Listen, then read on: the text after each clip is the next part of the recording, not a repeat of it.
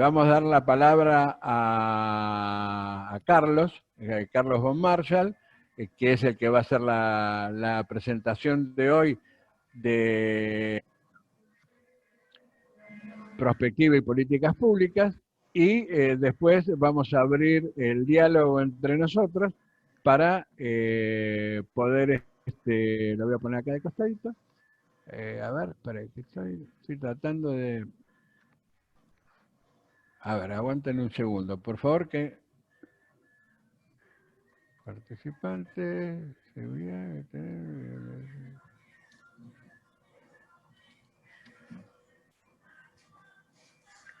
Ah, lo que tengo que hacer es dejar de compartir. Bueno, perfecto. Ustedes ven la presentación en pantalla, la ven, ¿no es cierto? La están viendo todos, perfecto. Sí, bueno, sí se la bueno, ve. entonces, Sí. ahí está, les voy a presentar. Bueno, Carlos von Marschall es prospectivista. Espera que le vamos a dar el ingreso acá a un amigo. Él es funcionario del Ministerio de Planificación de Costa Rica. Integra la Red Iberoamericana de Prospectiva Estratégica, que es la red que integra a todos los directores de nodos de Proyecto Millennium, que están distribuidos por todo el país. Ya en general casi todos nuestros invitados integran la red River y son integrantes de Proyecto Millennium. Carlos va a hablar, espera que estoy dando entrada a la gente yo acá, sobre prospectiva y políticas públicas. Este ciclo, que se denomina, que le hemos denominado tal vez pomposamente Encuentros con el Futuro, es un ciclo que estamos organizando desde la especialización en prospectiva estratégica de la Universidad de Ciencias Empresariales y Sociales, con el apoyo de la Escuela de Negocios de la universidad y el Departamento de Posgrado. Digamos, ellos son los que nos facilitan los medios y los recursos para que nosotros podamos establecer este ciclo. Yo después, bueno, a los disertantes nosotros ya después le voy a hacer llegar una certificación de la universidad que certifique su participación. A los presentes les agradecemos siempre que nos acompañen, a los que participan en estas charlas. Así que yo voy a dejar la disertación en manos de Carlos, quien va a dar comienzo, y después de finalice, si tienen alguna pregunta, la hacen a través del chat, no hay ningún tipo de problema, y al finalizar abriremos a efectos de poder establecer un diálogo, si es posible y si se da la oportunidad. Nosotros, eso depende más de la gente que participa que de nosotros. Bueno, yo ya he perdido el control del mouse. No, lo tengo. Bueno, Carlos, lo dejo en tus manos.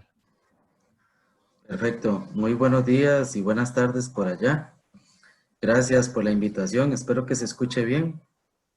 Un poquito bajo. A ver, yo voy a acomodar esto. No importa que se vea. Ahí está. Yo tengo que ir admitiendo a la gente que va entrando, ¿no? Gracias. Acá, sigue. Se escucha, ¿eh? Se escucha bajo, pero se escucha. Perfecto. Preguntémosle a la gente. ¿Ustedes escuchan bien? Sí, ¿no? Perfecto, ahí está. Bueno. Sí, lo escuchamos bien. Bueno, listo, entonces. Te escuchamos, Carlos. Gracias.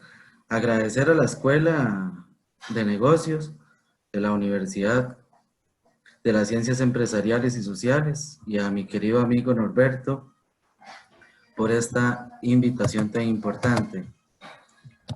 Acá nada más que perdí el control de la presentación. Bueno, indicarles que nosotros lo que hacemos en el Ministerio de Planificación Nacional y Política Económica es tratar de impulsar el pensamiento de la prospectiva en la toma de decisiones, ¿verdad? En la toma de decisiones es una unidad sumamente nueva, si se le quiere sumar a la historia del ministerio, porque el ministerio ya posee 57 años de haberse creado. Sin embargo, la unidad de análisis prospectivo apenas lleva 10 años de elaborar funciones. Y son funciones en donde todavía la prospectiva no se lleva a comprender realmente cuál es la importancia, cuál es su rol y cuál es su función dentro del Estado costarricense, digamos, el poder público, las instituciones públicas y también para el sector privado. Un poco de contexto, ¿verdad? Es que nosotros, como ustedes pueden ver, es uno de los países más pequeños de lo que es el continente americano, ¿verdad? Lo que tenemos en extensión son 51.100 kilómetros cuadrados.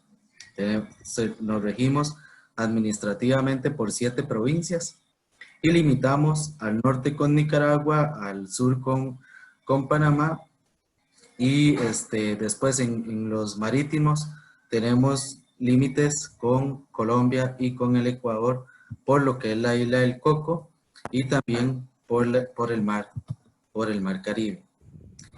Sin embargo, al ser un país pequeño en extensión, tenemos una densidad poblacional de casi que 100 habitantes por kilómetro cuadrado.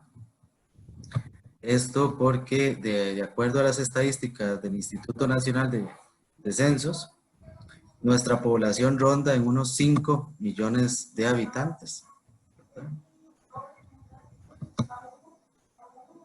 5 millones de habitantes,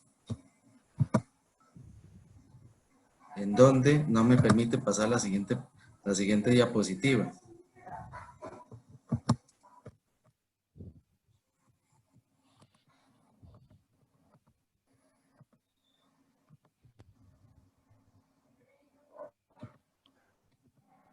¿Estás pudiendo manejar el control?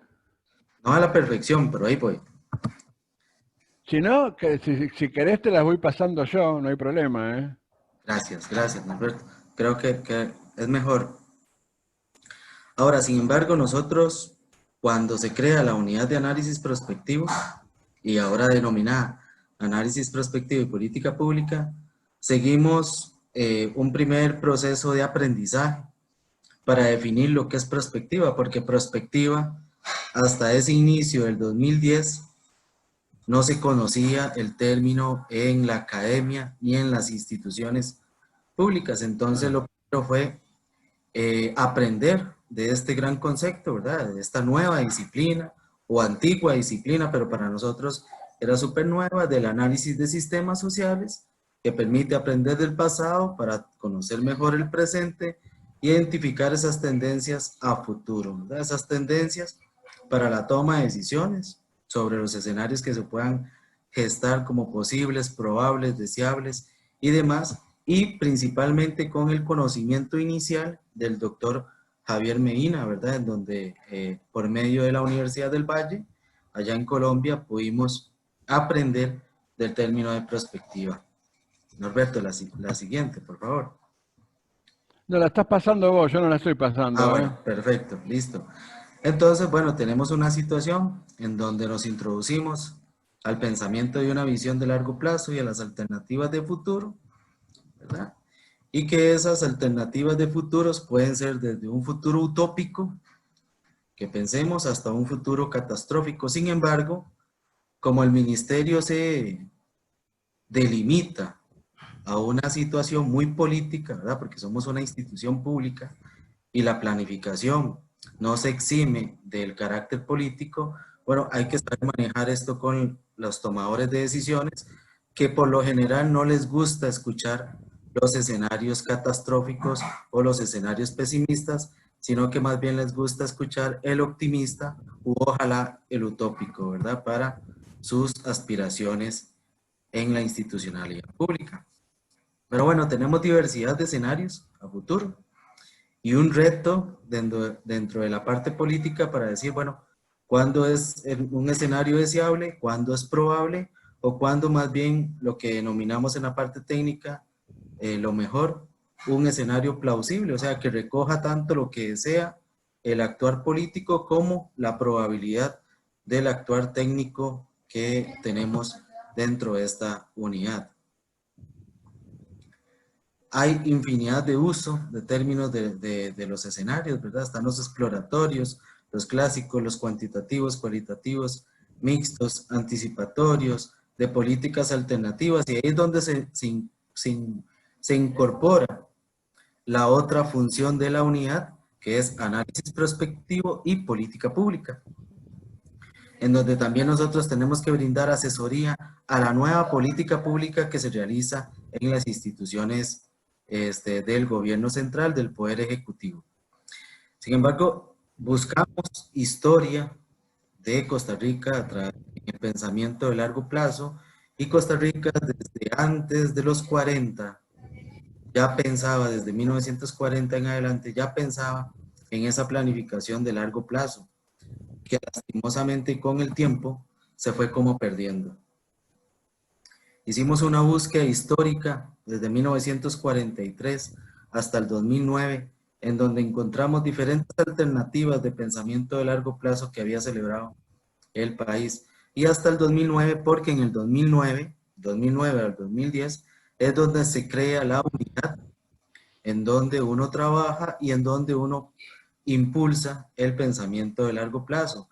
Sin embargo, como esto anteriormente no había sido tomado de forma seria o de forma permanente, es un cambio de estructuras, es un cambio de paradigma, son nuevas formas de trabajo, es sacar a personas e instituciones de su zona de confort y decirle que ahora la planificación va a ser un poquito diferente, entonces conlleva todo un reto de trabajo.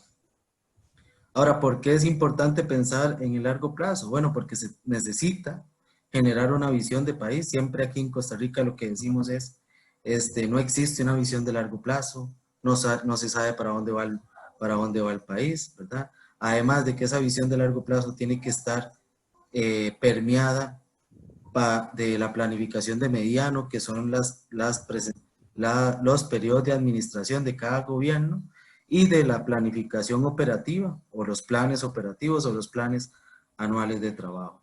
Pero es muy difícil generar una visión de largo plazo cuando uno tiene un montón de instituciones públicas, ¿verdad? En el país tenemos aproximadamente 330 instituciones públicas, todas con diferentes normativas, todas con diferentes leyes y todas con diferentes presupuestos. Entonces, convocar a una visión de largo plazo se vuelve sumamente retador. Y más si se le quiere sumar al sector privado, a las organizaciones de sociedad civil, a las organizaciones no gubernamentales, al sector empresarial, tanto público como privado, o a otros sectores de la sociedad.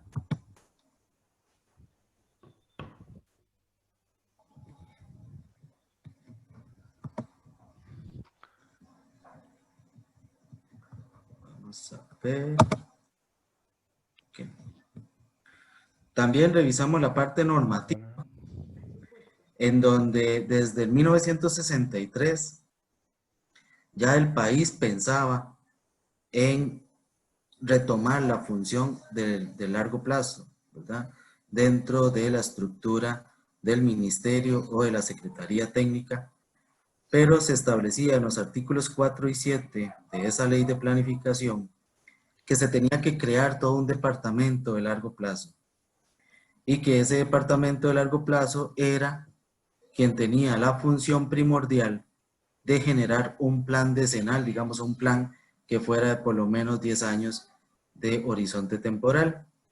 Sin embargo, cuando hubo la reformulación de la ley de planificación de Costa Rica, se cambia y lo que se prioriza es a los planes nacionales de desarrollo, y nuestros planes nacionales de desarrollo tienen una temporalidad de 4 años, donde la prioridad es la planificación del corto por un por algunas instituciones se ve lo que es la planificación del mediano, pero en muy pocas se llega a observar la planificación de largo plazo. Entonces, ese cambio en la ley, cuando pasamos desde 1963 hacia 1974, de una forma u otra, irrumpe, digamos, delimita, o más bien repercute negativamente en la planificación de largo plazo que podría generar el país.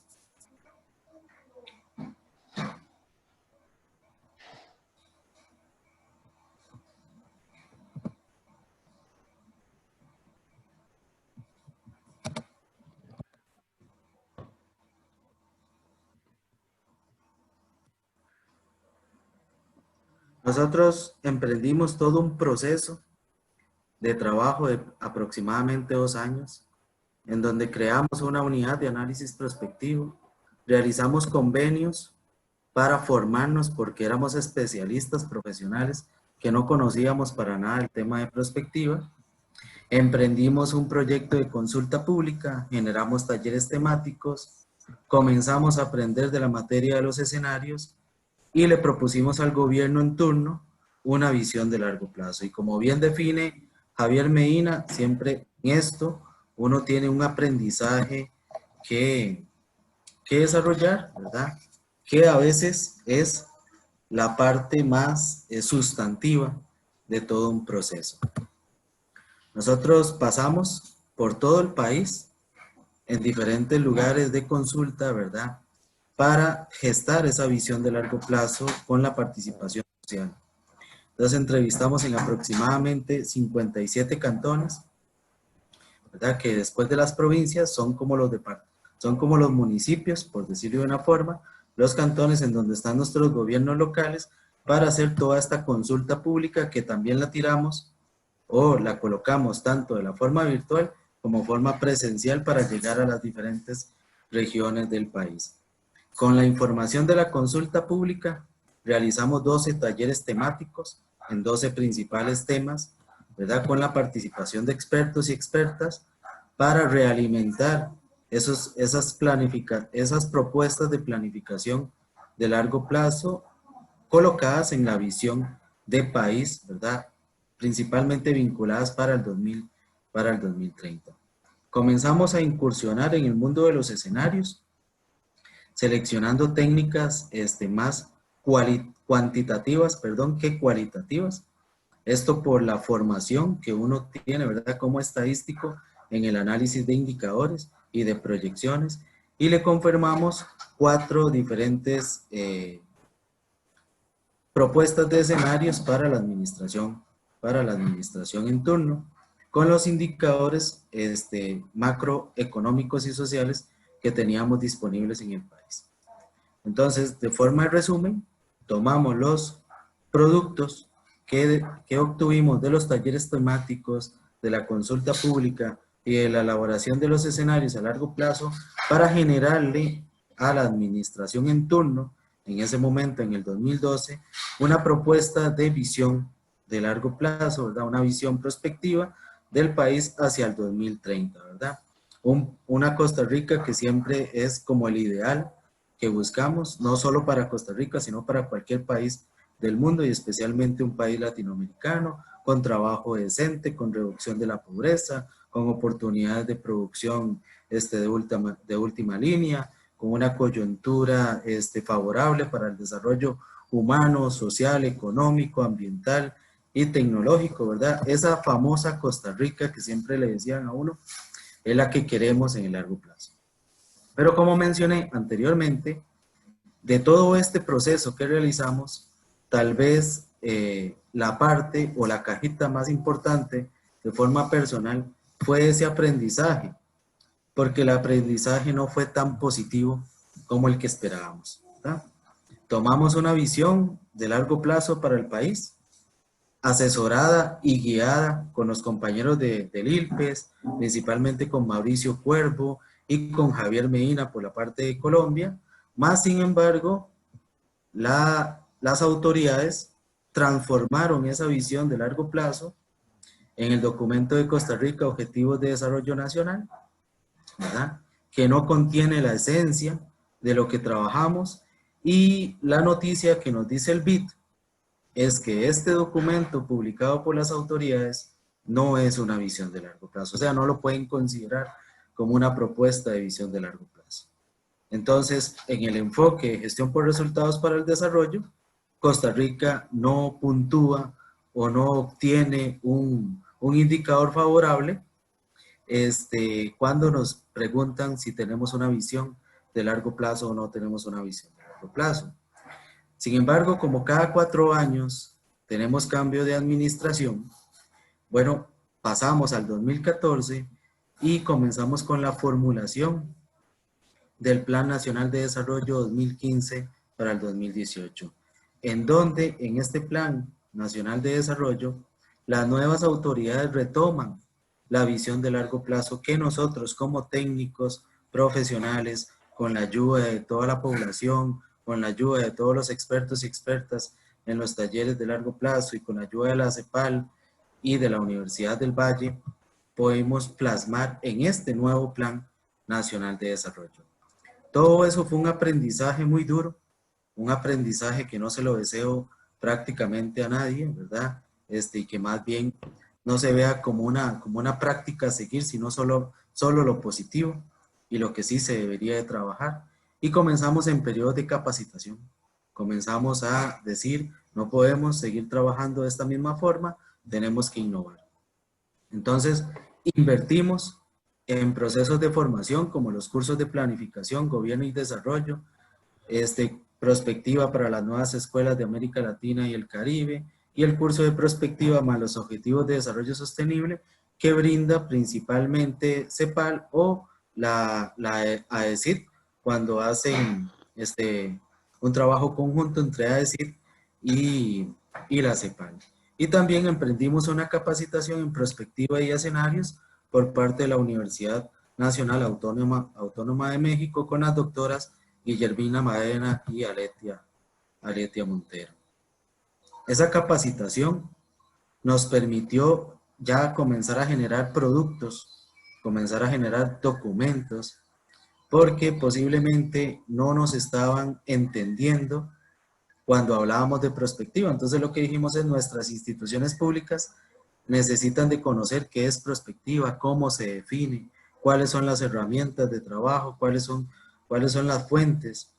Y desarrollamos primero boletines informativos y después documentos ya con un análisis más prospectivo para la toma de decisiones en diferentes temas, en pobreza, en demografía, en el tema de pensiones, en el tema de la salud, en el tema de movilidad equitativa, en el cambio climático, en diferentes temas de interés para la toma de decisiones de nuestras autoridades, pensando en la forma de trabajo que tiene el Ministerio de Planificación Nacional y Política Económica, que tiene que ser la institución que asesora a la presidencia y que también articula y coordina con los demás sectores de planificación de Costa Rica. Después de los boletines, de los documentos en prospectiva, también comenzamos a generar más bibliografía, más libros. Espero llegar a la siguiente diapositiva lo más pronto posible. Y ahí incorporamos en comenzar a trabajar con personas de la Red Iberoamericana de Prospectiva o también de las capacitaciones que ya habíamos recibido con anterioridad. Y manejamos todo un boceto de libros virtuales o libros físicos en donde hemos trabajado y colaborado de una forma u otra.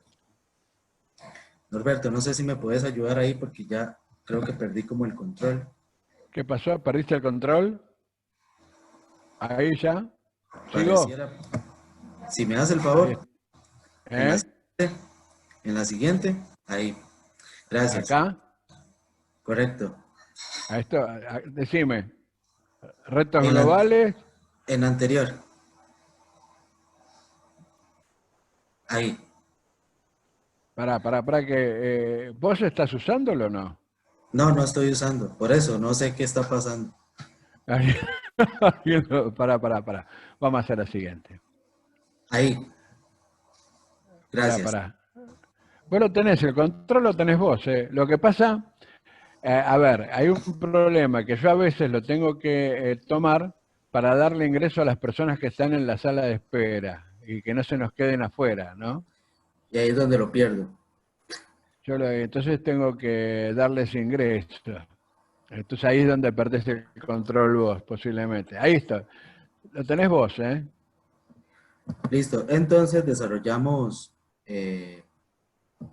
libros, ya sea con la Universidad Nacional Autónoma de México o con diferentes personas, como por ejemplo José Cordeiro, de lo que es la Red Iberoamericana de Prospectiva y el Proyecto Milenio, junto con las nuevas iniciativas de todo lo que conlleva realizar un nodo de prospectiva en Costa Rica. No tengo el control, Norberto, qué pena. A ver, pará. Lo tenés vos, ¿eh? Acá dice que lo que... A ver. ¿Lo tenés o no? ¿Sigo? Por favor. Entonces nos enrumbamos a otro. Alguien nos agarró el control a nosotros, porque ni yo ni vos lo tenemos, parece ser. No, a ver, estamos acá en Nodo Prospectiva, Costa Rica. Perfecto, ahí continúo. Perfecto. Bueno, ahora Entonces, vemos. nos incursionamos en una mega tarea titánica que es emprender sobre el Millennium Project y también lo que es la Red Iberoamericana de Prospectiva, pero como el Ministerio de Planificación es una de las instituciones más pequeñas en cuanto a recursos y en cuanto a presupuesto, dijimos esto no lo podemos seguir trabajando solos. Ese nodo tiene que ser un grupo de instituciones, tanto públicas o privadas, que podamos trabajar de forma conjunta el tema de prospectiva. Entonces nos enrumbamos 7 instituciones, la Caja Costarricense del Seguro Social, quien es la que brinda los servicios esenciales de salud y de pensiones, Caja de Seguros como una financiera que le da soporte principalmente a personas del Ministerio de Educación Pública, que es la segunda institución más grande del país en cuanto a personal y también en cuanto a recursos por ley. Tenemos lo que es la Universidad Nacional de Costa Rica, quien es la que brinda la carrera o por lo menos la instrucción en formación profesional a los planificadores y planificadoras del país. La Universidad Estatal a Distancia, que es la UNED, quienes brindan la formación profesional a personas de escasos recursos, de lugares lejanos, con brechas territoriales y estructurales, ¿verdad? Y que hace una situación muy importante para la reducción de todas estas disparidades en la población. Tenemos también el Instituto Nacional de Aprendizajes y a la Escuela de Economía Social de Andalucía, ¿verdad? Como todo este grupo de instituciones que pensamos a trabajar en prospectiva en el país para la toma de decisiones, ¿verdad? Entonces, Norberto, sí, ajá, en la siguiente. Yo no toco nada. Mira,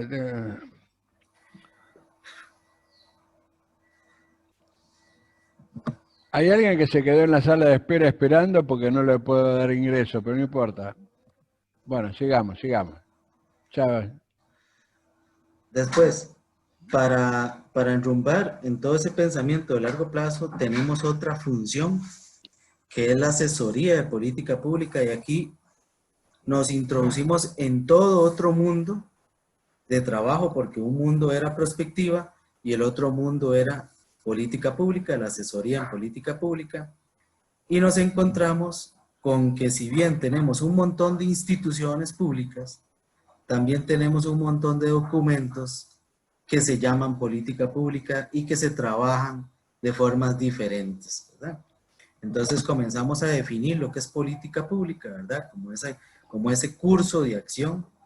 para qué es la política pública, qué es la importancia de esa política pública, ¿verdad? Que tiene que invertir una situación para mejora y atender las necesidades específicas de la población objetivo o de la población público,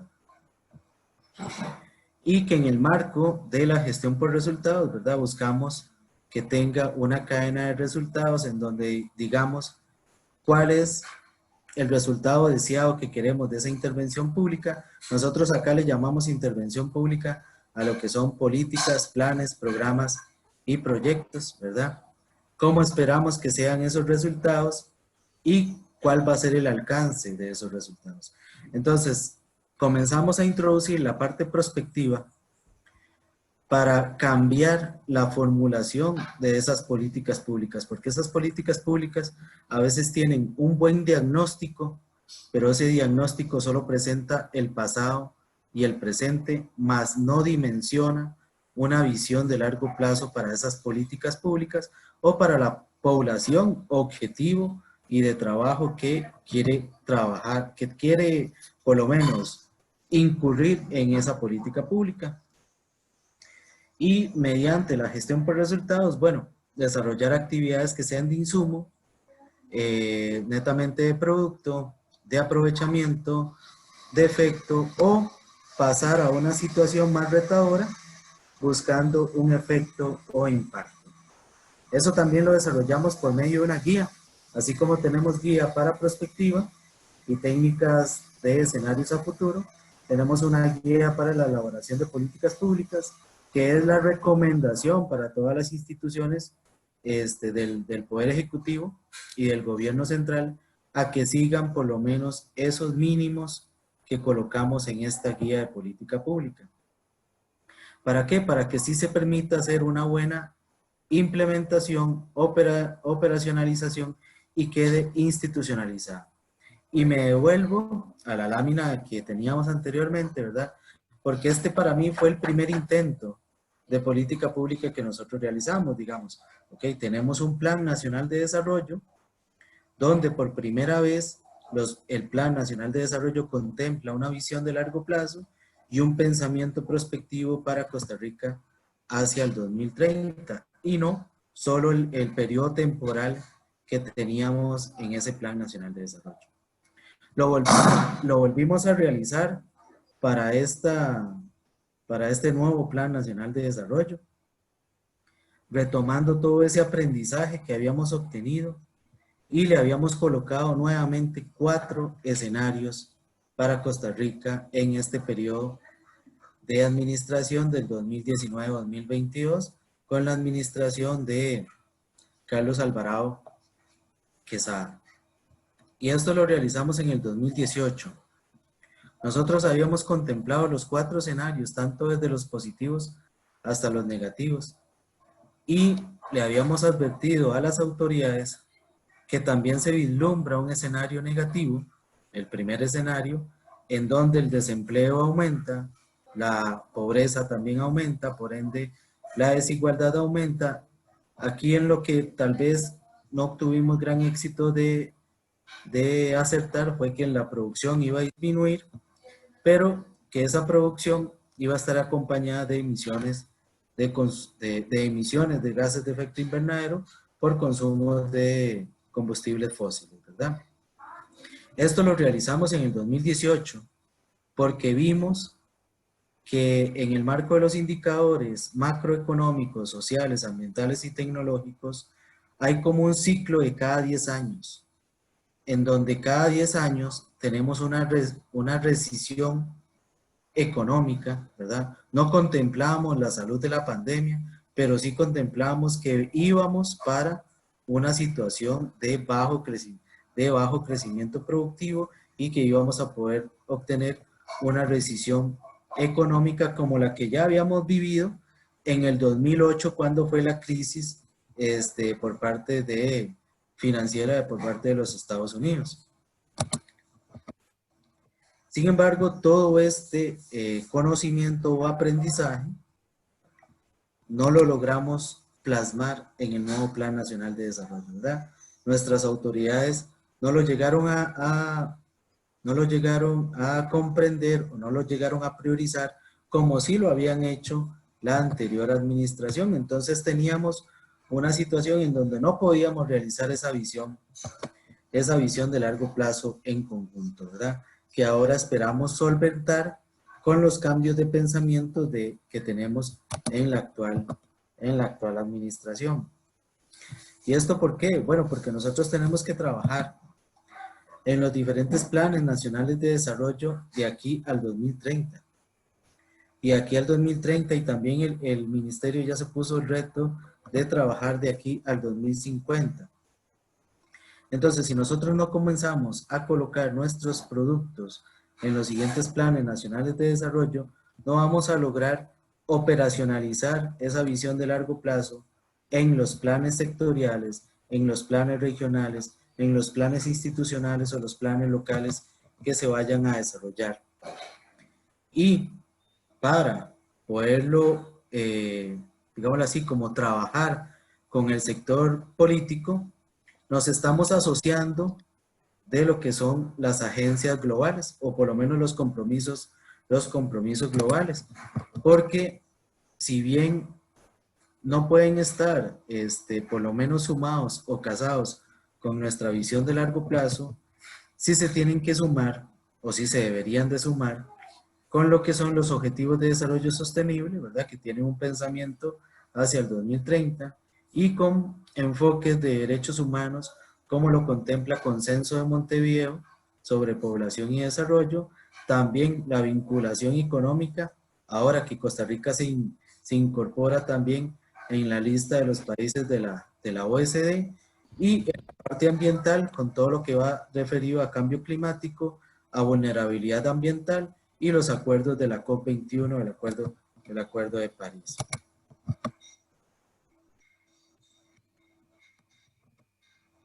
Aquí fue que nuevamente perdí ¿Lo podés o no? el control remoto, no lo estoy... Se te quedó...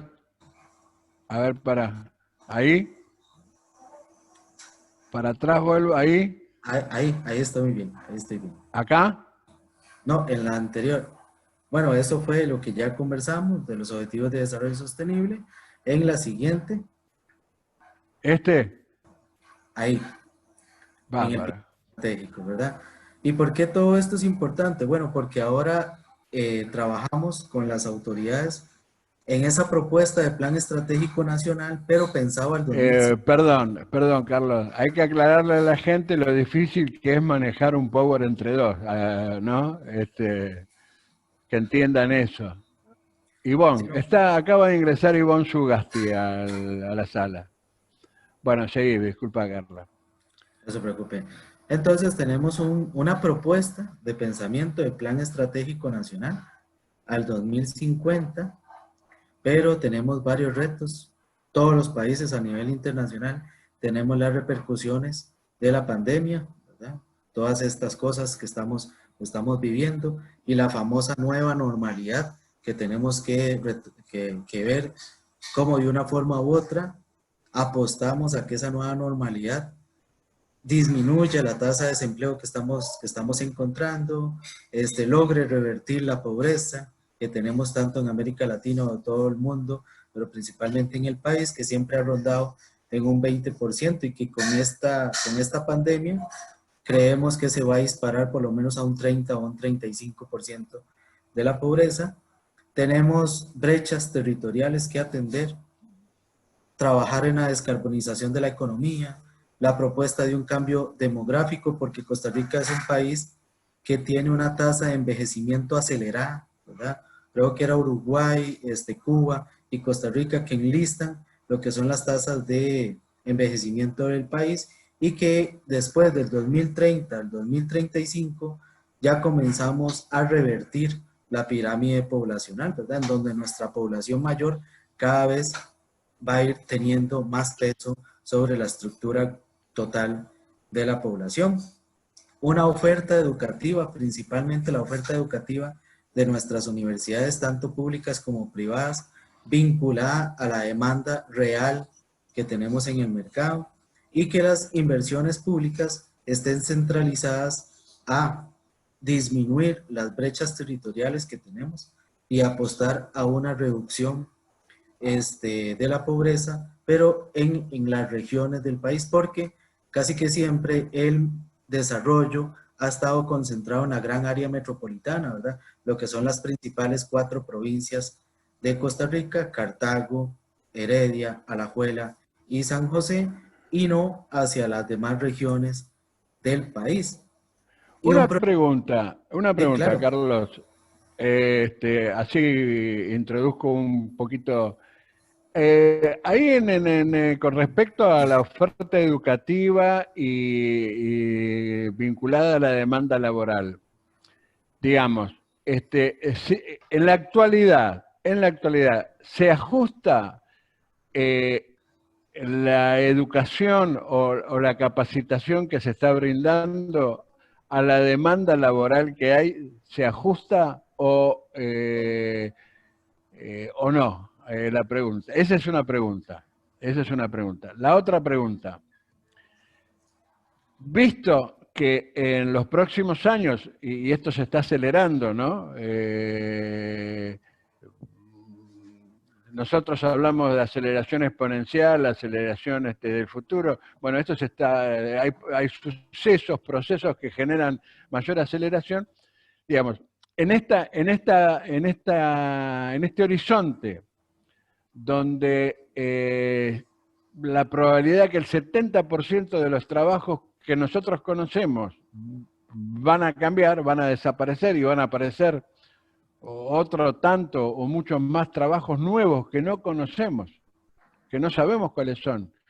¿Ustedes han indagado, han incursionado en cuáles son los trabajos que posiblemente demande el mercado, para decirlo de alguna manera, o demande la comunidad dentro de 10 y 15 años? ¿Cuáles pueden ser? ¿Cuáles son los polos de desarrollo que se pueden producir en el país? ¿Cuáles son las regiones que se van a ver más afectadas y más beneficiadas de acuerdo al FODA ese que hicieron, el cuadro ¿se ajusta la educación técnico-profesional a la demanda laboral? No por completo.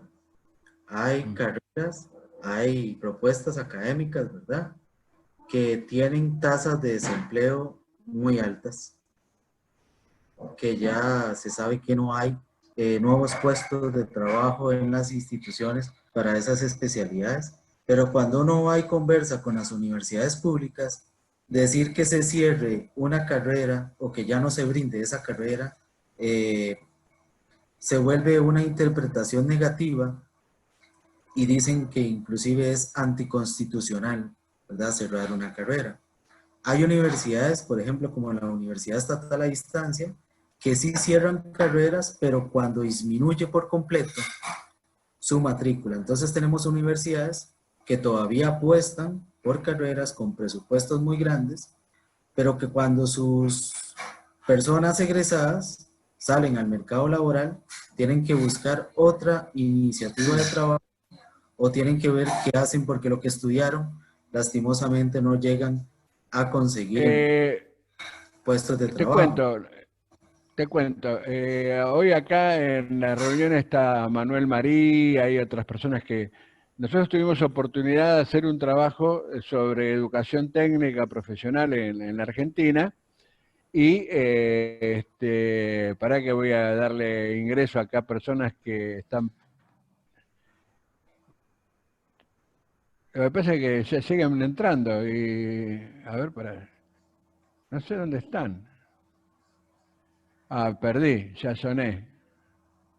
Bueno, pará. Bueno, estoy tratando de encontrar la sala de espera para la gente que está esperando ahí, no lo encuentro. Bueno, hicimos un trabajo y una de las personas que entrevistamos, que tuvimos oportunidad de hablar, era un especialista en el tema de educación técnica profesional de Francia, y él nos decía que en Francia, acá no sucede lo mismo, que en Francia el 70% de los alumnos que se están capacitando, 70%, de los alumnos que están estudiando, no importa el nivel en el que se encuentran, no importa el nivel en el que se encuentren, cuando terminan esa capacitación, no van a encontrar puestos de trabajo en los cuales sea necesario aplicar ese conocimiento.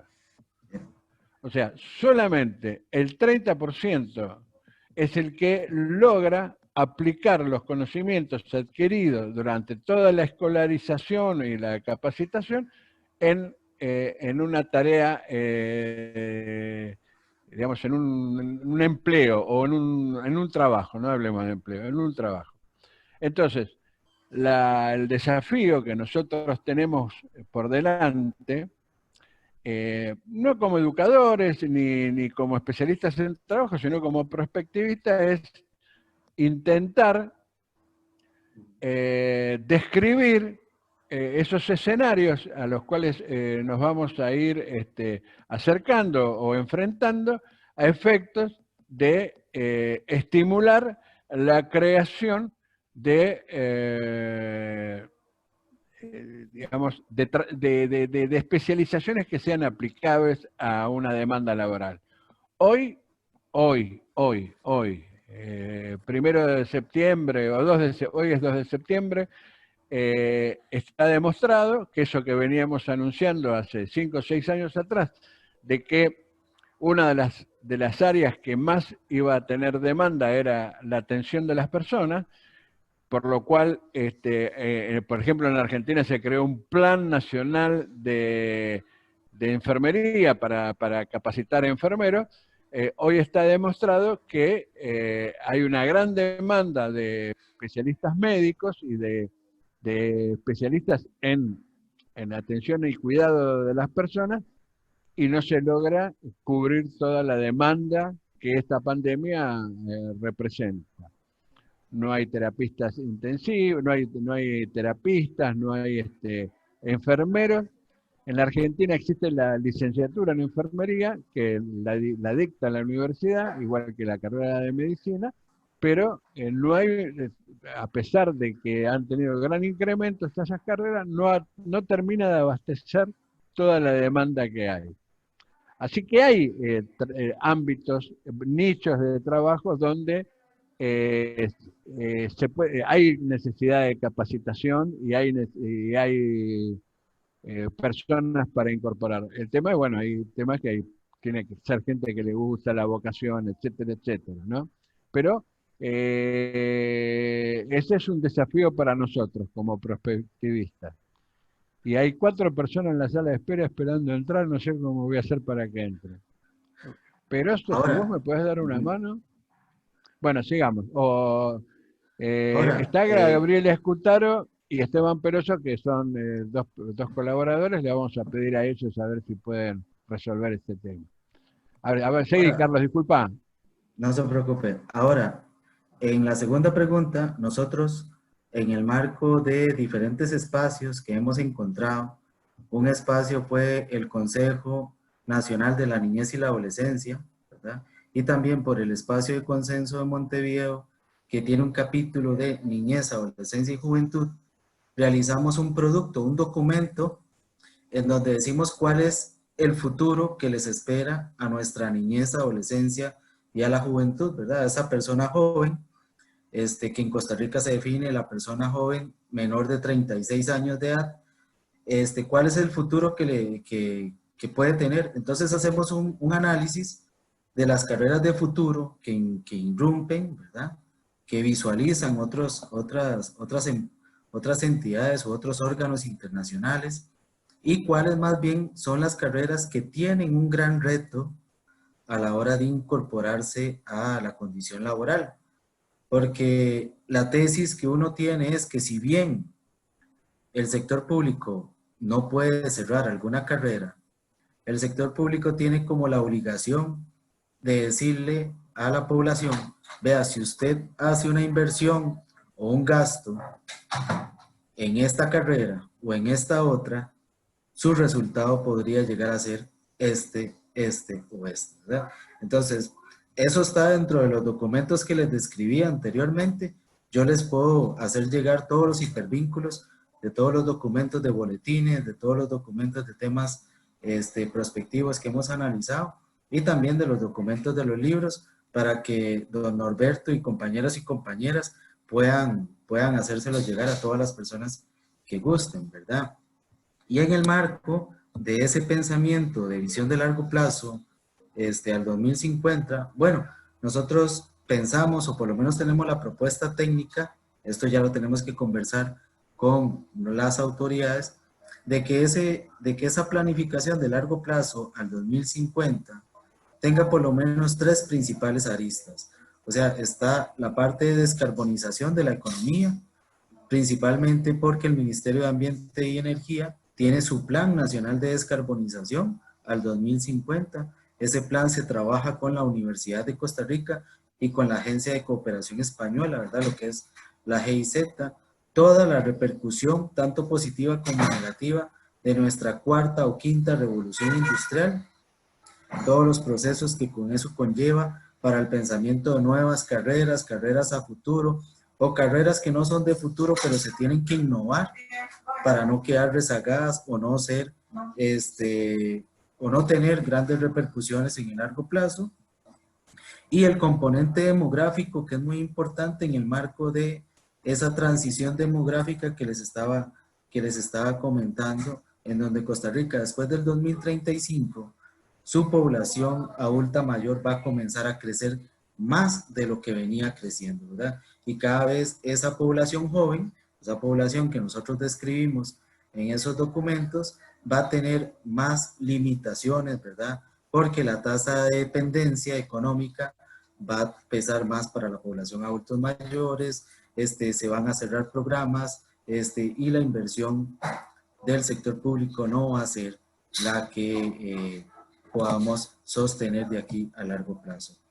A mí me gustó todo este espacio y principalmente conversar con Norberto anteriormente, antes de comenzar la presentación, porque uno cuando se irrumpe en prospectiva, tiene como un anhelo, ¿verdad? Tiene como un anhelo en la institución pública. Y ese anhelo es que todas las instituciones, por lo menos las instituciones rectoras o custodias de un tema o gran tema de desarrollo nacional, tengan un departamento, unidad o área que comience a pensar en el largo plazo, ¿verdad? Porque nosotros, si bien tenemos una estructura de la unidad de planificación institucional, todas las instituciones públicas tienen el trabajo de planificación, esa planificación todavía no se ve hacia largo plazo. Sigue viéndose esa planificación de mediano y de pequeño y de corto plazo. Entonces tenemos que hacer en el cambio de paradigma institucional, no solo para la prospectiva, sino también para esa política económica, social, ambiental y tecnológica o integral que se vaya a pensar para el Estado costarricense o cualquier otro país, sea de vanguardia, sea fortalecida, se le den los recursos, se le dé la prioridad o esté por lo menos dentro de unos puntos prioritarios de nuestros tomadores de decisiones, porque si no está, y si no tiene por lo menos el acompañamiento, el visto bueno, el trabajo conjunto por parte de nuestras autoridades, seguir trabajando en perspectiva, por lo menos en las instituciones públicas de Costa Rica, va a seguir un sueño. Va a seguir siendo un sueño, va a seguir siendo todavía, en lugar de una utopía, una distopía, pero yo lo que espero, y con esto termino, es que ese aprendizaje de 10 años que hemos tenido en la unidad sea una inversión y no más bien sea un gasto hacia las nuevas formas de pensamiento a futuro que tenemos que tener, y que esta pandemia, para caso positivo, nos lleva a realizar las cosas de forma diferente, a innovar, y que posiblemente la perspectiva sea más aceptada o mejor aceptada que lo que era antes. Más bien, muchas gracias, Norberto, y todas las personas que me han... Bueno, bueno, bárbaro. Ahora lo puse más o menos, puedo ver a todos, puse pantalla completa. Voy a ver algunos chats, ¿no? Estoy lejos vamos a ver si los puedo ver a todos, porque hay comentarios, pero veamos. A último momento, bueno, Ivonne, gracias por acompañarnos. Ivonne Sugasti, también Ivonne está invitado a participar de estos encuentros. Ahí en el mes seguramente en octubre vamos a estar con él, octubre, noviembre.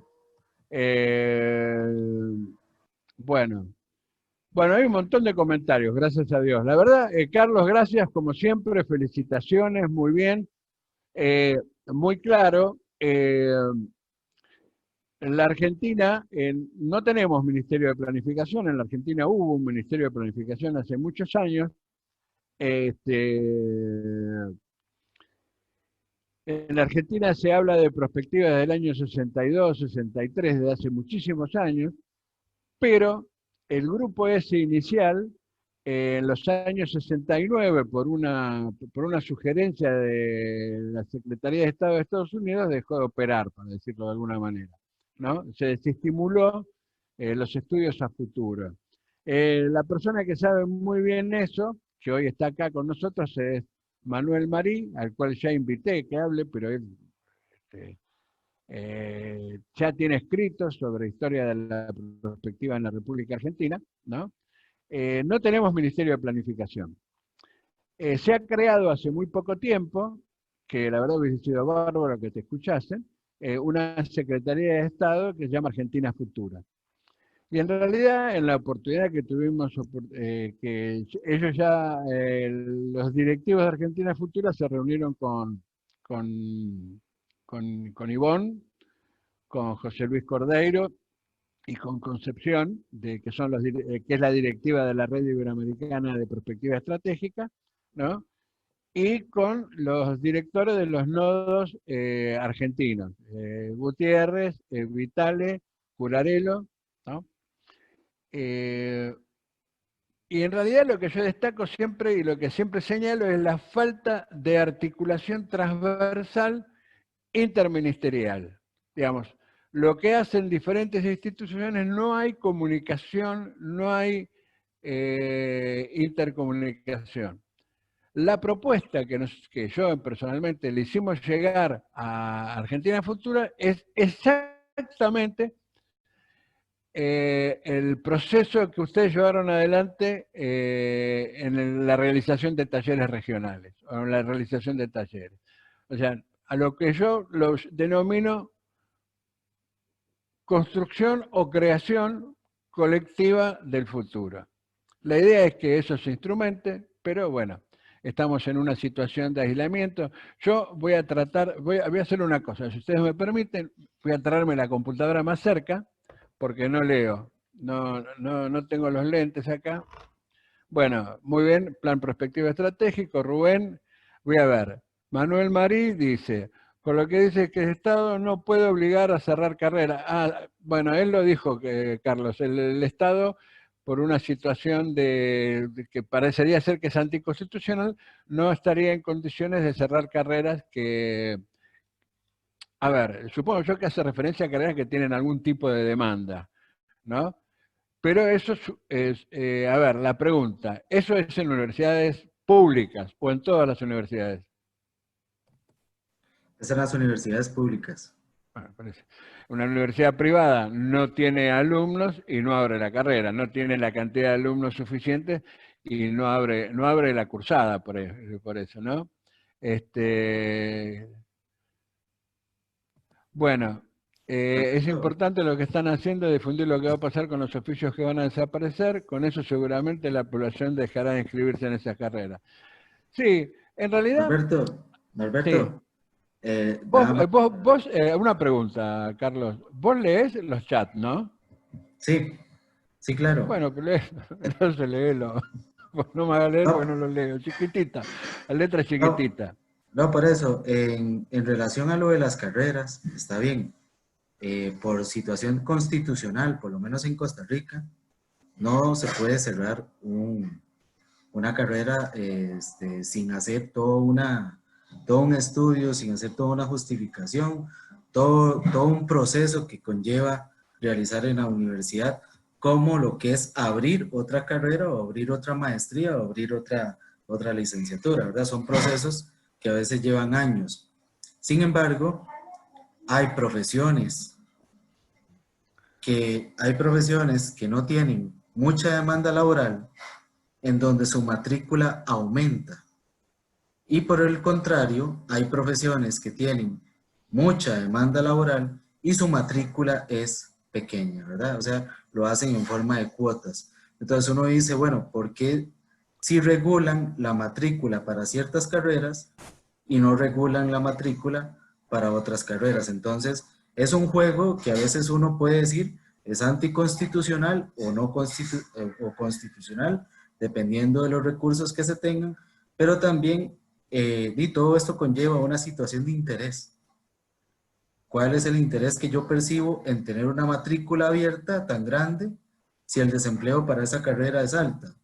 ¿Y cuál es el interés de tener una matrícula tan pequeña en una especialidad donde más bien se está necesitando mucho personal, ¿verdad? Esas son como las preguntas que uno se tiene que realizar, que también en el marco de los intereses de todas las personas y de todas las organizaciones e instituciones, bueno, habría que llegar a consensos en donde son consensos técnicos y a veces el más retador, el consenso político. Bueno, ¿hay alguien que quiera decir algo?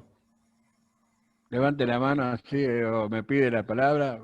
Mario Gerard. Mario, bueno, Mario ahí pidió la palabra. Activa tu micrófono y conversá. Activa el micrófono. Sí, ahí está. Hola, ¿qué tal? Buenas tardes, Mario. Buenas tardes. Mira, yo ingresé un poquito tarde por algunas dificultades que tenía acá y estuve escuchando atentamente, pero soy alguien que ya estoy jubilado, pero sigo los temas en los cuales estuve involucrado. Mi ámbito de acción ha sido los fenómenos organizacionales, especialmente lo que ha tenido que ver con el desarrollo de sistemas de información complejos en el ámbito de las organizaciones empresarias. ¿Sí? ¿Por qué planteo este perfil? No porque quiera hablar conmigo, sino para saber desde dónde hablo. Y en ese aspecto, tengo formación en administración, en ciencia económica, hay algo, en sus comienzos estudié ingeniería, pero el concepto de estar en los elementos técnicos, en fronteras, es fundamental para los desarrollos de cualquier desarrollo que tenga un proyecto inserto en una organización que verdaderamente sea inteligente y estratégicamente ubicada. Soy claro con lo que quise plantear. ¿Por qué digo esto? Y parece redundante. Porque si nosotros consideramos a Latinoamérica y a cada uno de esos países como ámbito de acción, y las universidades forman gente en el ámbito técnico que no tenga visión estratégica, sistémica, de alguna manera. Cuando hablo de estratégico, estoy diciendo aquellos que deben conocer qué pasa en el marco que rodea a ese país, especialmente en el ámbito político desde la inteligencia, desde el entender el fenómeno, porque todo proyecto está muy sujeto a esto. ¿Y qué pasa en el mundo? Podemos cometer errores garrafales. Y acá yo escucho algo que es muy interesante, pero que quiero hacer la aclaración.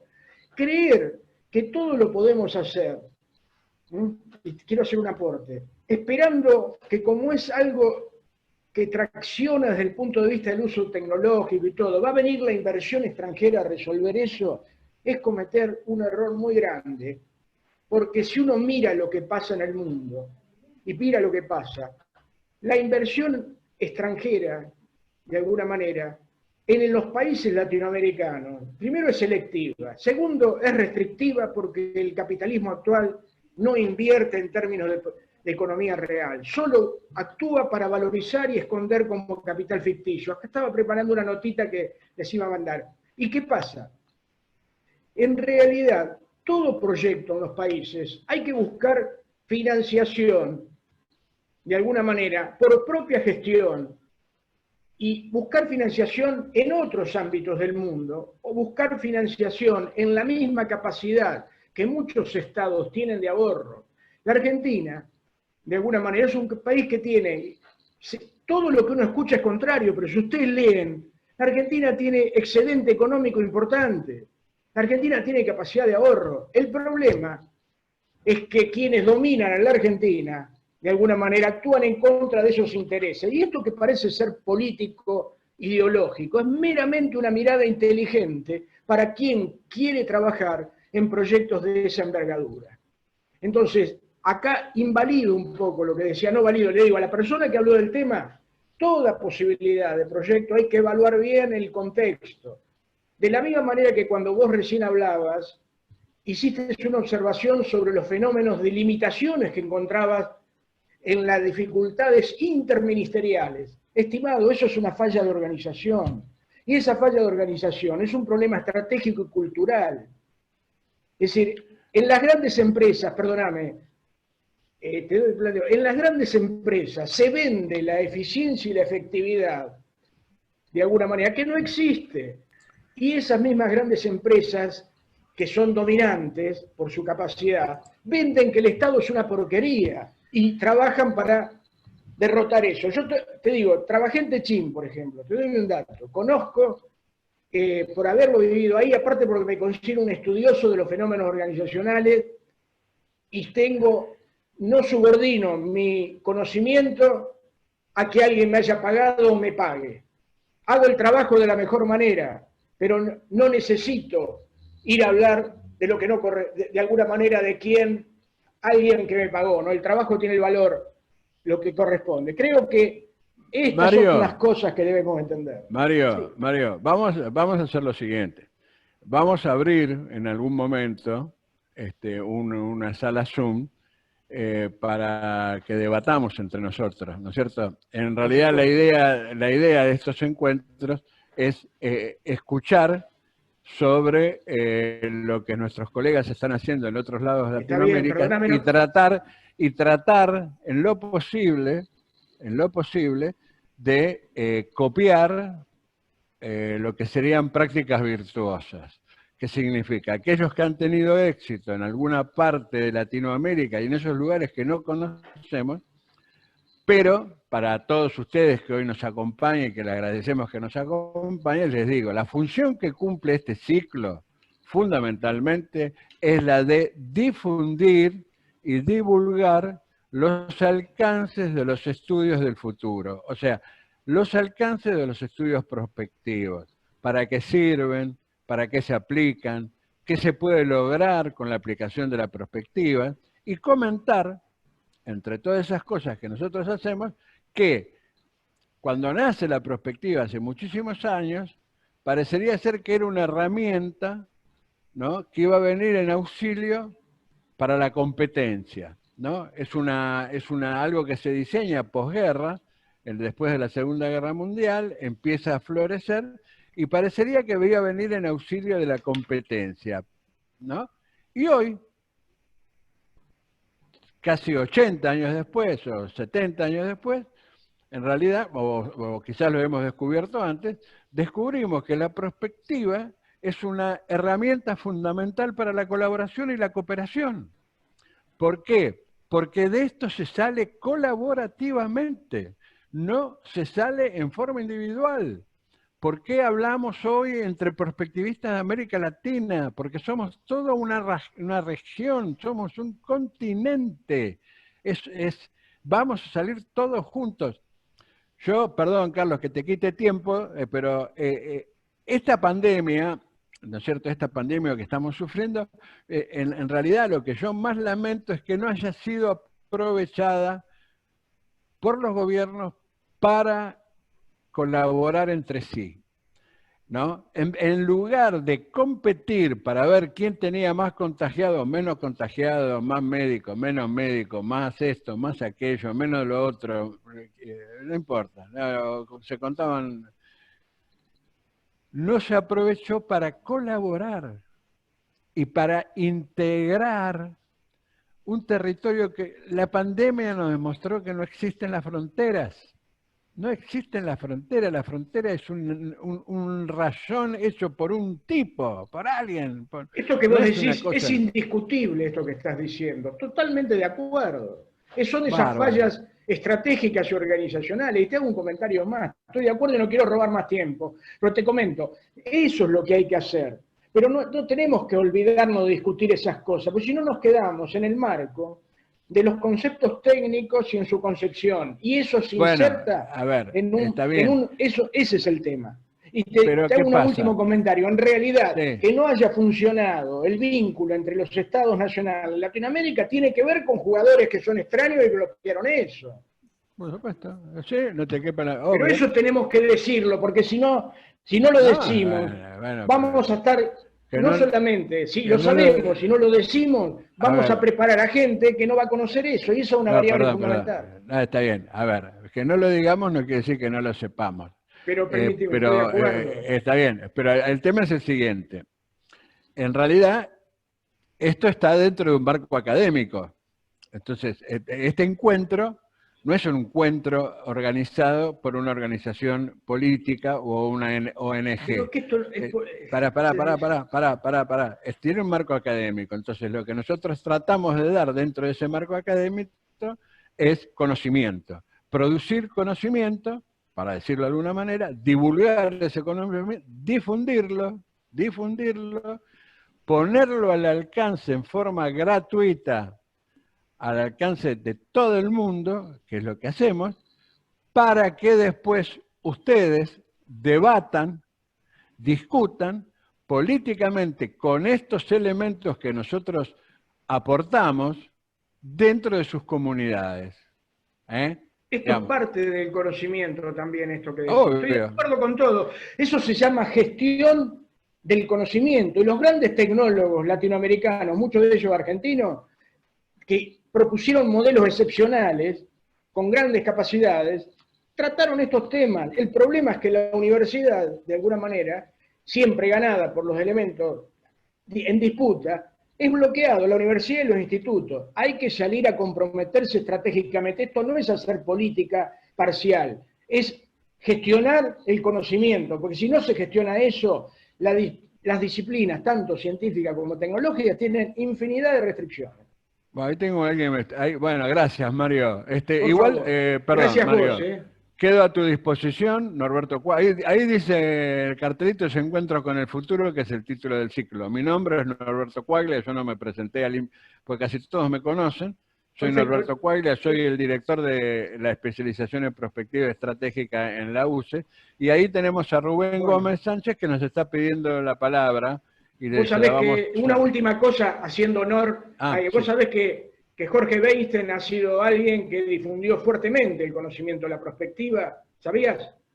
Sí, bueno. En la Universidad de La Plata, en la Universidad de La Plata, el problema es, claro, cómo era visto Weinstein, ¿no es cierto?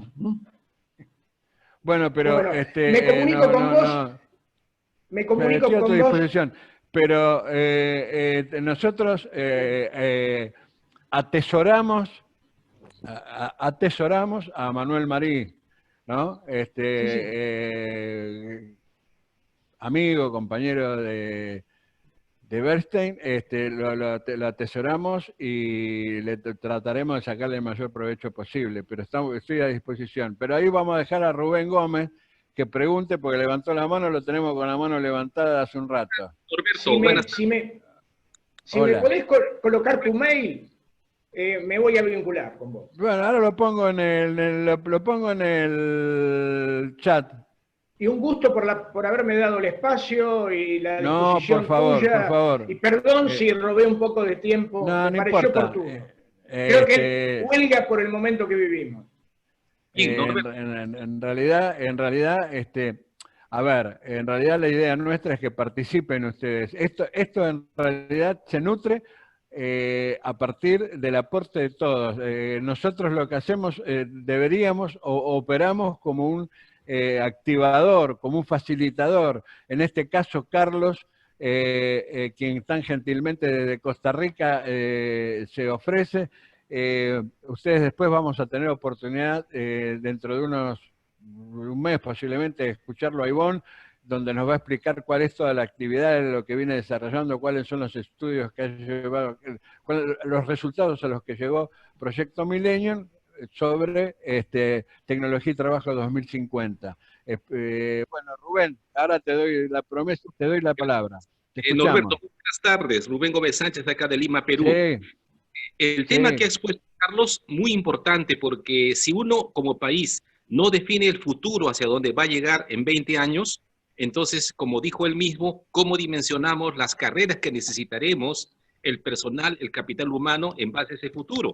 Primer punto. Segundo punto, ¿cómo podemos dimensionar los servicios públicos y cómo podemos avanzar en los aspectos de desarrollo si no marcamos el futuro? Entonces, Norberto, el tema que se está discutiendo es de suma importancia y debemos hacer mayor difusión en todos los países para que de esa manera, digamos, exista el consenso de la sociedad en beneficio de la misma, de poder marcar un futuro y de esa manera, digamos así, decir, oye, estas carreras ya hasta esta fecha no es conveniente estudiar, estas carreras son las que necesitamos. Ese es el punto de vista que quería plantear, Norberto. Sí, muy bien. ¿Hay alguien más ahí? Bueno, gracias Rubén. Siempre tu aporte es valioso. Está el otro Rubén, también Cortés, pero está Manuel Marín, me pidió la palabra. Manuel, tenés la palabra, Manuel. Manuel. Hola, sí, ¿se escucha? Ahí está. Hola, ¿qué tal? ¿Cómo te va? ¿Qué tal? Muy buenas a todos. Bueno, pudiste entrar al final, después de tantas Carlos, vueltas. Me costó mucho entrar, pero al fin pude verlo y tenía algunas preguntas. Pero antes que nada, respecto a la intervención... Más fuerte, habla más fuerte, por favor. Antes que nada, respecto a la intervención de Mario, en primer lugar, agradezco la mención de Jorge Weinstein.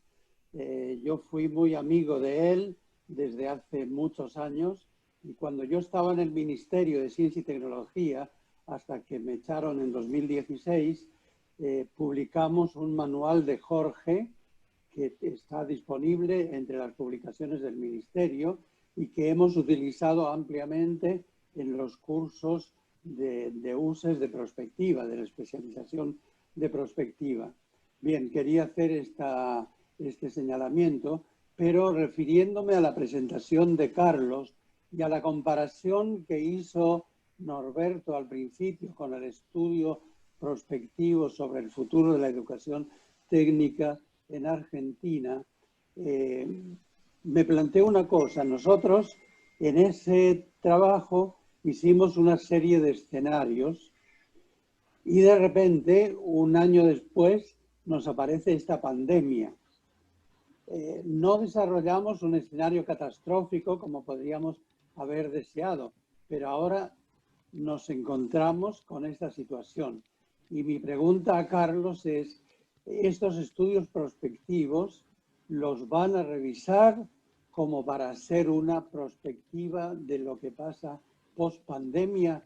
Algo en la que todo el mundo estamos hablando, cómo va a seguir la economía, cómo va a seguir el mundo, cómo vamos a seguir después, cómo van a seguir en particular los nuevos oficios que se van a requerir. Esa es mi pregunta, que es también una reflexión para nosotros, que tendríamos que hacer algo importante acá en Argentina en particular sobre una perspectiva post-pandemia. Y en particular, en cuanto a Carlos, ¿qué nos pueden decir de esto? ¿Están haciendo ya análisis? ¿Están articulando entre ustedes, entre las instituciones públicas? ¿Qué va a pasar después de la pandemia?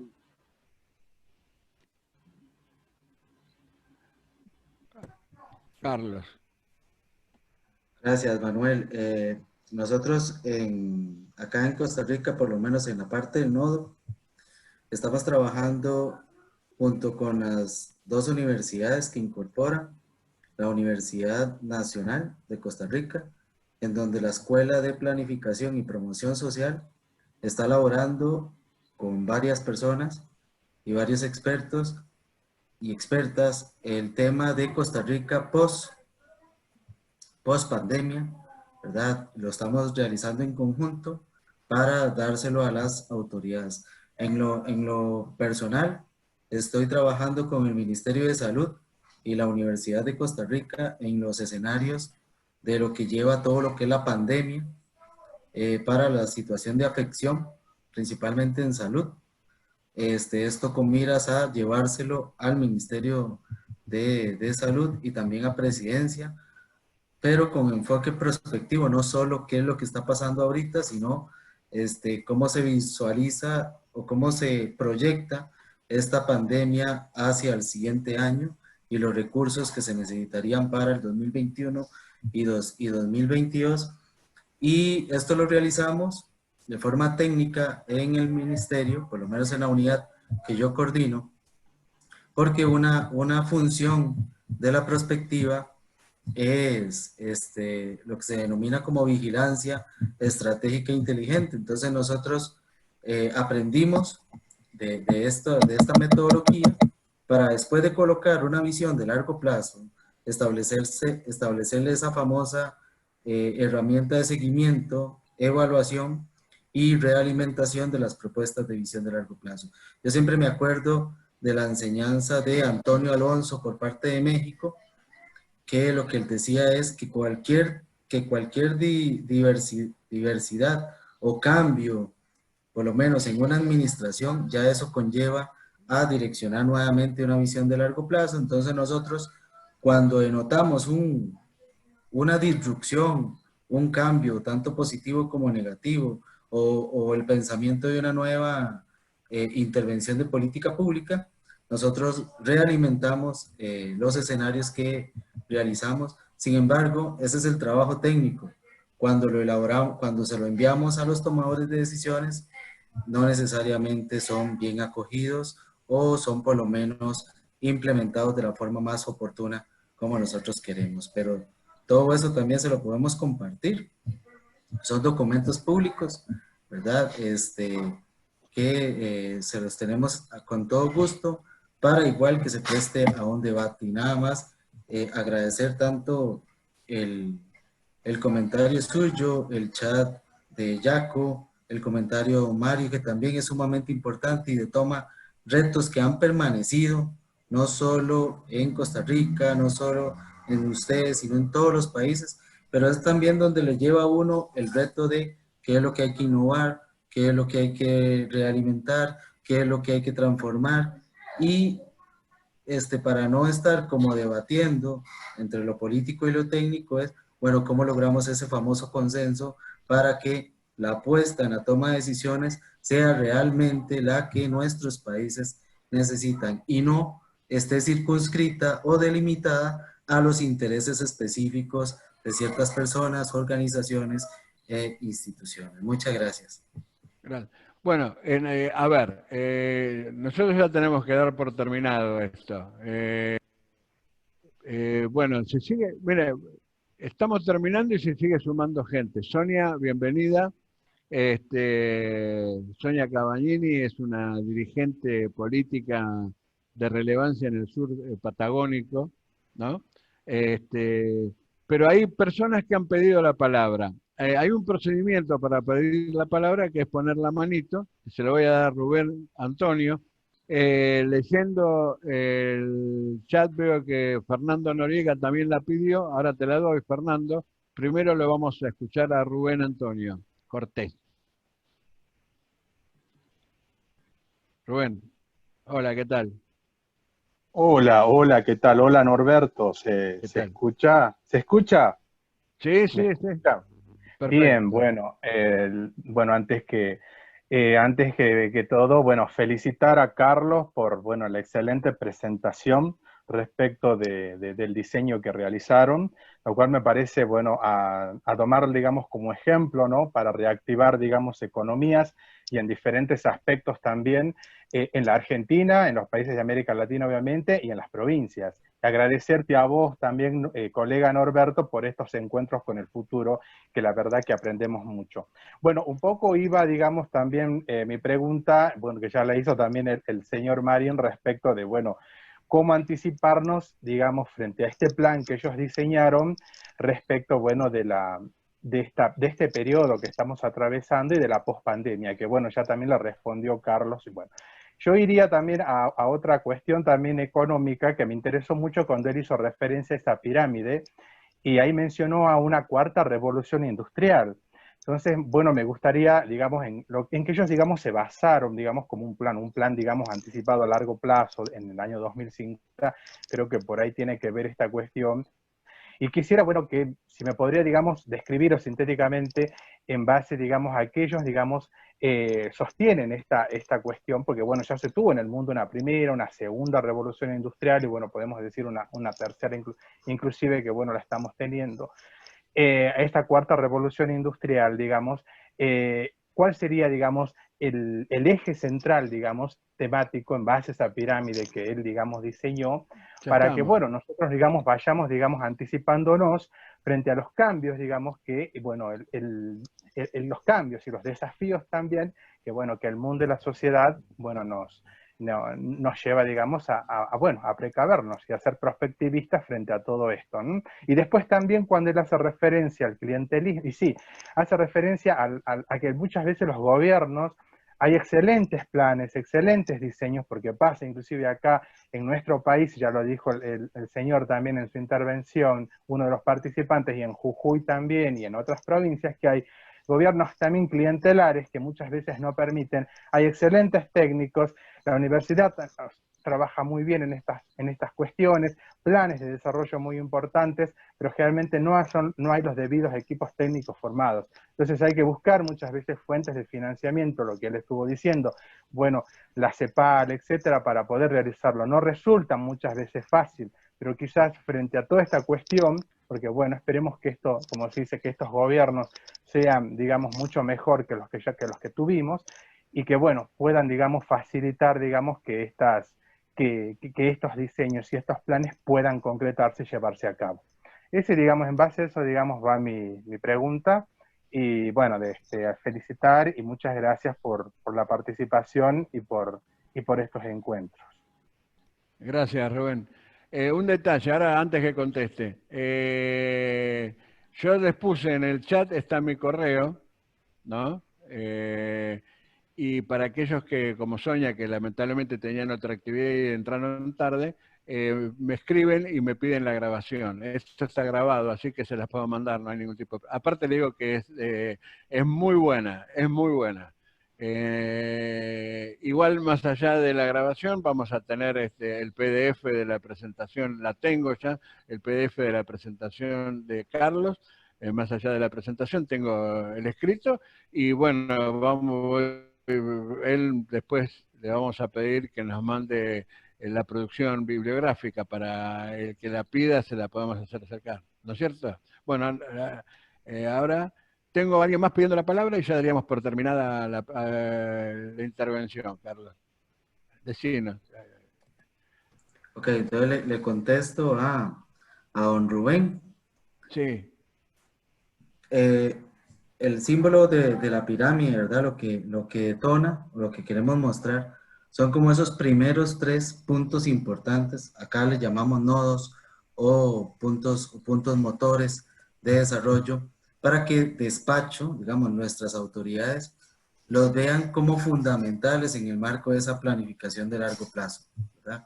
Número 1, por lo conversado con nuestras universidades públicas, ¿verdad? Nosotros tenemos 5 universidades públicas. Las 5 universidades públicas son las mejores ranqueadas, y principalmente la Universidad de Costa Rica, pero está también el Instituto Tecnológico de Costa Rica. Cuando nos hizo la invitación a conversar con ellos sobre prospectiva, ellos nos estaban diciendo de la oportunidad que veían para la transformación de trabajo en el país, sobre los impulsos que ahorita se tienen en la cuarta revolución y en la quinta revolución. Lo que sucede es que si uno llega a la pregunta, bueno, pero ¿por qué si es algo de ahorita? ¿Por qué lo ponen en una situación tan de largo plazo como en 2050?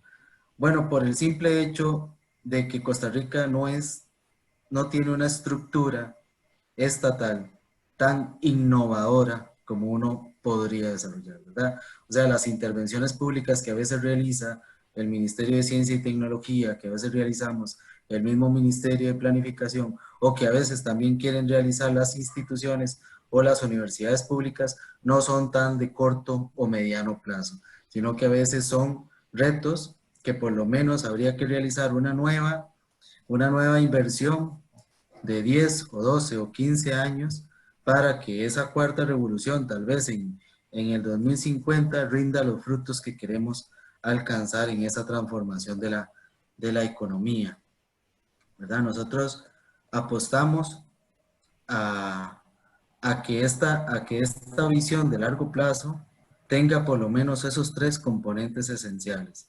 La transformación del trabajo.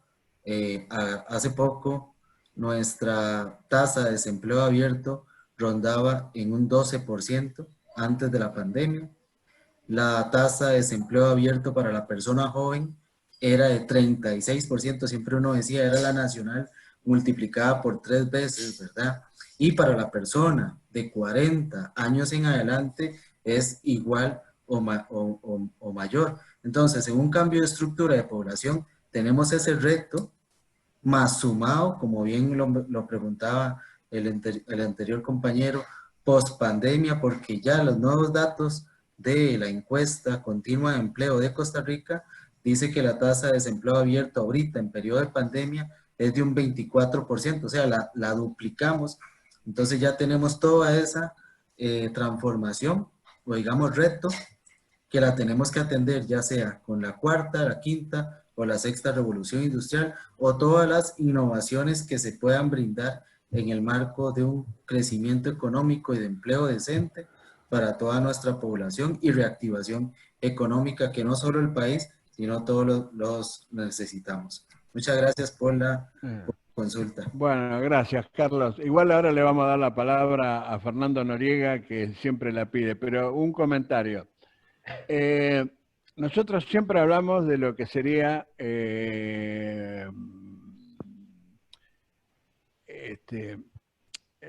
la singularidad tecnológica. Nosotros nos van a escuchar hablar sobre el proceso. La singularidad tecnológica, la singularidad es un momento en la historia donde la inteligencia artificial va a ser capaz o podría ser capaz de autogenerarse. O sea, se produciría la singularidad en el momento cuando la inteligencia artificial sea capaz de producir inteligencia artificial. Hace muchos años se calculaba que eso era una cosa que iba a pasar más o menos en el 2050. Después, todo el problema de la evolución, del avance, de la velocidad exponencial que adquirió los acontecimientos, se habla del 2035. Eso ya también, no faltan 15 años, falta mucho menos. Lo que yo no sé si ese proceso se aceleró el viernes pasado. El viernes pasado, Elon Musk, no me sale el nombre, presentó un proceso a través del cual es posible implantar chips, ¿no?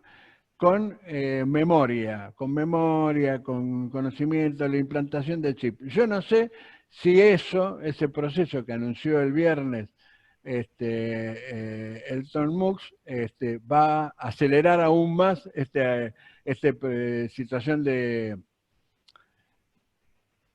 singularidad tecnológica. Y con respecto a la cuarta revolución industrial, hay una anécdota que dice que la Comunidad Europea le encargó a unos científicos que pronosticara en qué momento se iba a producir la irrupción de la cuarta revolución industrial. Bueno, cuando fueron a dar el informe, lo que tuvieron que informar es que ya se había producido la cuarta revolución industrial. No estamos metidos en la cuarta revolución, creo que ya estamos metidos adentro, así que creo que es la revolución de los datos, la revolución del conocimiento, la de... Yo me acuerdo, yo tengo 70 años, ¿no? Cuando yo era joven, empezaba el tema de la computación. La computación tiene una particularidad, eso es una reflexión que hago La computadora apareció para que el hombre descubriera cómo funcionaba el cerebro. La computadora le ha permitido al hombre descubrir más de sí mismo que de la misma computadora. A medida que va incursionando en los procesos que puede generar la computación o la computadora, empieza a comprender mucho más cómo funciona el cerebro, increíblemente. Bueno, cuando yo empecé, los avisos decían data entry.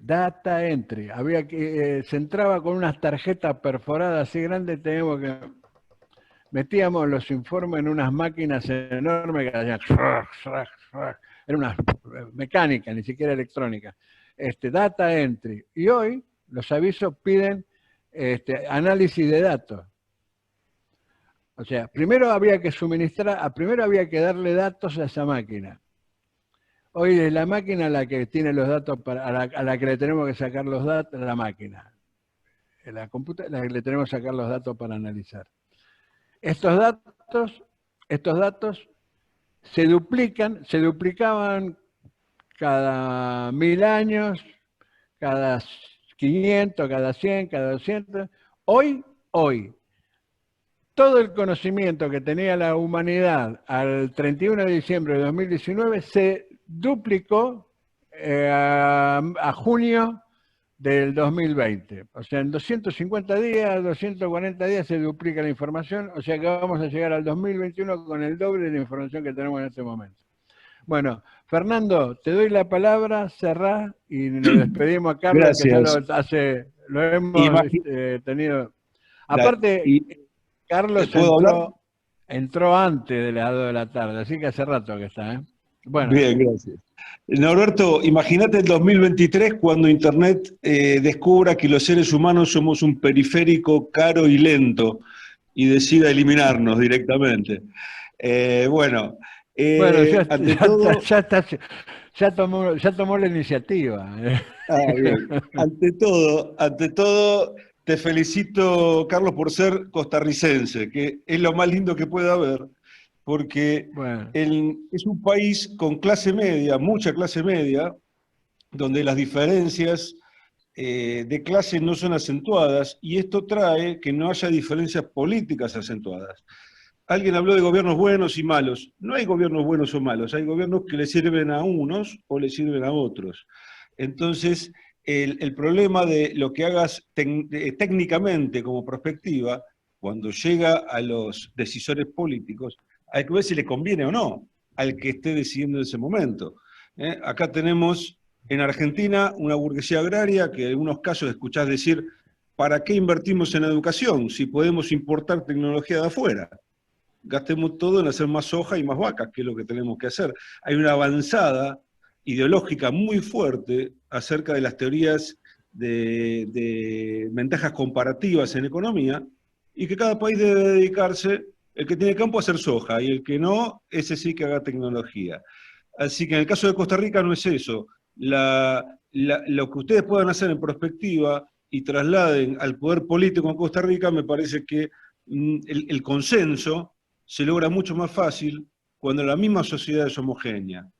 Así que, de todos modos, soy profesor de historia y dando clases y analizando procesos pasados, sobre todo las guerras mundiales que han tenido mucho impacto en los 20 años siguientes, donde había que reconstruir el mundo y donde había muerto tanta gente, había empleo para todos, porque había cosas que reconstruir y porque habían muerto muchos trabajadores en las guerras.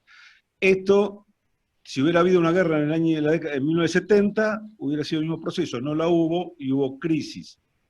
Crisis de petróleo sumada, más mucha gente desocupada y saturación de mercado. Y si no hay algo como fue el Forte o como fue el celular que potencie el consumo de cosas nuevas, yo lo que veo, mi prospección es más intuitiva que otra cosa. En enero yo estaba en Tailandia y escuché una señora una señora contagió a un taxista de coronavirus en el taxi por solo llevarla 20 minutos hasta el hospital, y dije, vamos a estar dentro de 2 meses todos encerrados en casa, en cuarentena con pandemia. Por ese dato, muy intuitivo, como esta intuición, lo que me parece es que a futuro, al haberse los procesos de producción, valga la redundancia, haberse acelerado, se produce cada vez más todos los productos que necesitamos con menos gente.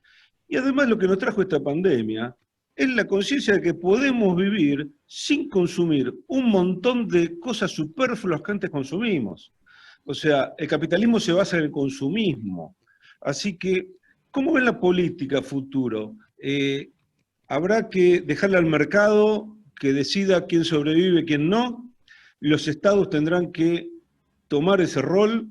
¿El socialismo como modo de producción, en el sentido de socialismo, ya como una forma organizativa superior, no las dictaduras de izquierda que aparecen, los Chávez o los Stalin, sino una sociedad basada en se necesita tanto, se produce tanto, para evitar el impacto ambiental de sobreproducir cosas que después no se venden, o para no tener que inventar cosas que después no sirven? El futuro de la política. Bueno, es el debate que proponemos. Para Carlos, o sea, en realidad, sí, ya sé, bueno. Para los demás. Con vos ya no conocemos, Carlos. Norberto, no conocemos. Es un debate. Dale, dejá a los demás. Es un debate. La pregunta es para Carlos o para cualquiera que se dedique a prospectiva. Si la variable política está incluida en la... Carlos, el micrófono. Conectá el micrófono. Habilita el micrófono, Carlos. Ahí está. Gracias por el comentario y la pregunta. Dentro de mi experiencia, digamos, de formación, soy de que para el desarrollo social yo tengo que tener sinergia en la formulación de las políticas para todos los capitales. Y uno de los capitales, pero el que más trabajar salud, uno de los capitales de los que más cuesta trabajo por la coyuntura que tenemos en el país es la coyuntura política, ¿verdad? Y esas decisiones, lastimosamente, de quién sigue, quién no, quién continúa, quién avanza, las vivimos día a día. Por ejemplo, en el marco de la pandemia, se celebran protocolos de protocolos. Y uno de los protocolos, bueno, que tiene ahorita el Ministerio de Salud, junto con la Caja Costarricense, el Seguro Social, es, digamos, clasificar a las personas si tienen más riesgo o menos riesgo de sobrevivir. Cuando uno lee esas propuestas, esos protocolos, uno dice, bueno, pero ¿dónde está el enfoque de derechos humanos acá? ¿Qué es lo que va primero? ¿El enfoque de derechos humanos o el enfoque económico o el enfoque político? Entonces, si no logramos una sinergia entre esos capitales, no podemos avanzar en nuestras sociedades, o por lo menos el avance no va a ser tan satisfactorio para toda la población como uno lo esperaría, ¿verdad? Acá, si bien, como usted muy bien dice, somos bendecidos tal vez por el país, como todos los demás hermanos y hermanas de los países de América Latina y del mundo, nuestra clase media cada vez se va volviendo más reducida. Esa Costa Rica que teníamos antes, con esas propuestas de largo plazo, con esas buenas intervenciones públicas, cada vez las estamos perdiendo. Entonces uno lo que dice es, bueno, a futuro, ¿qué situación nos encuentra en Costa Rica? Bueno, un escenario catastrófico es una Costa Rica, casi que la Costa Rica indeseable que uno podría tener, con tasas altas de desempleo, con tasas de pobreza mucho mayores y con una desigualdad social que me lleva a una vinculación con el narcotráfico, con la delincuencia, con otras alternativas para satisfacer sus necesidades básicas que no son las que uno aspira como sociedad. Entonces, todos esos flagelos los estamos viviendo hoy en día en nuestra cultura costarricense y la veíamos venir desde antes de la pandemia. Ahora lo que hace la pandemia es agudizar, pero esas brechas, tanto territoriales como estructurales que hemos tenido, también obedecen a la acción o a la inacción heredada de nuestro capital político. Entonces, nuevamente tenemos que ver qué reflexión hacemos, qué realimentación podemos realizar y cómo podemos establecer una estrategia en donde sea ganar, ganar, ¿verdad? Tanto los intereses para los políticos como los intereses para el desarrollo social, humano que tenemos en el país. No sé, Norberto, si ya por la hora, porque aquí en Costa Rica son la 1 de la tarde. Gracias. ¿Verdad? Y Carlos, muchas gracias. Gracias por por tu participación. Después seguimos en privado, como dicen en televisión. Gracias a todos por estar acá. Voy a dar por cerrada esta sesión. Los invito nuevamente. Sí. Norberto, yo nada más quería despedirme agradeciendo a todas las personas que por todas estas casi que 2 horas o hora y resto me han sido muy pacientes para la escucha y desearles lo más lindo y bendiciones en el autocuidado y tanto para ustedes como para sus seres queridos, para los amigos y amigas de Perú, de Panamá y Gabino, me mando un especial saludo a Ivonne en España, donde estés, porque sé que viajas mucho, ¿verdad? Que se esté cuidando. Y también desde Costa Rica para Argentina, yo tuve la oportunidad de ir en el 2017 a Argentina, y ahí fue donde pude saludarte en Buenos Aires y conocer el precioso lugar que es Calafate, ¿verdad? Qué sueño volver a ir prontamente después de que pase esto. Así es que más bien agradecerle nuevamente a la universidad, a la escuela, a todos y todas ustedes que me han escuchado y de verdad que estamos anuentes a cualquier otra intervención, cualquier otra invitación o que por lo menos valoren el trabajo que hemos realizado acá en Costa Rica y en qué cositas podemos tanto sumar, aprender de ustedes y que ustedes puedan aprender de nosotros. Muchas gracias. Bueno, gracias, Carlos. Bueno, buenas tardes, Ivonne. Saludos desde Buenos Aires. Ivonne Sugasti, que se ha sumado, es director de la Red Iberoamericana de Prospectiva Estratégica de River. Bueno, los esperamos el miércoles que viene. El miércoles que viene va a exponer Fernando Vilella sobre vaca viva, digamos, la producción agropecuaria, agroindustrial en la República Argentina, ¿no?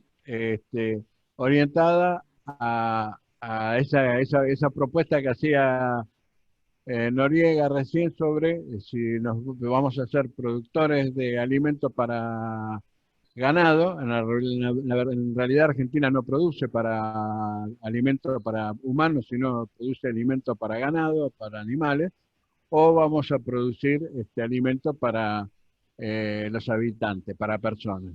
Y el otro debate que creo que en la construcción colectiva del futuro, en la política del futuro va a surgir del debate y la construcción colectiva del futuro, en la discusión. Si va a ser, tiene que ser un producto nuestro, un producto de la gente, un producto de la discusión y del debate.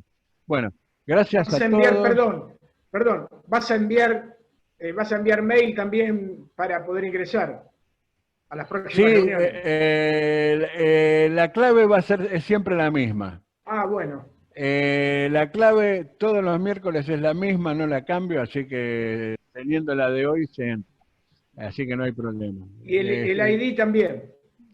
Siempre es el mismo. Todos los miércoles a las 2 de la tarde, Encuentro con el Futuro, es esta clave y mejor dicho, el ID, ¿no?